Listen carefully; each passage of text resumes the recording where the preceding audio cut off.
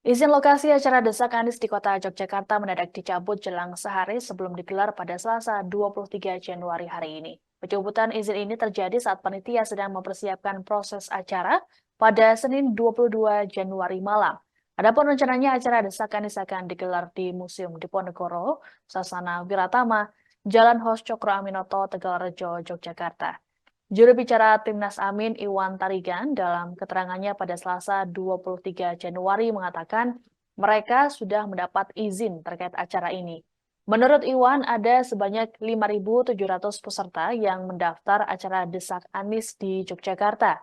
Panitia kemudian berusaha mencari tempat lain hingga akhirnya dipindahkan ke Rocket Convention Hall di Sleman, DIY. Iwan mengatakan hambatan dan halangan yang dirasakan oleh panitia pelaksana Desak Anies tidak ada apa-apanya dibandingkan dengan penderitaan rakyat kecil. Sementara itu, Ketua Tim Pemenangan Amin DIY, Agus Listiono, mengungkapkan ada pihak yang tidak memperbolehkan berlangsungnya kegiatan Anies di Museum Diponegoro.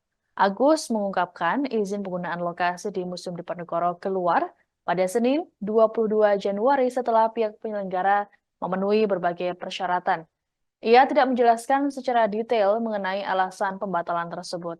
Namun Agus tak menampik alasan pembatalan berkaitan dengan sosok Anies.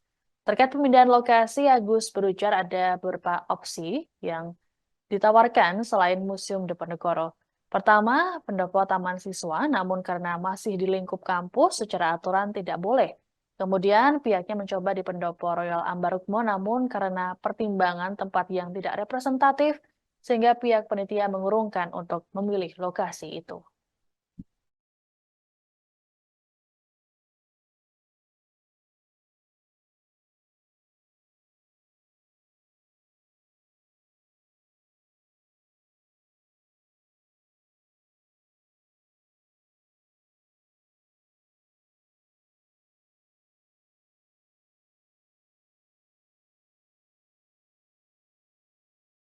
Download Tribun X sekarang, menghadirkan lokal menjadi Indonesia.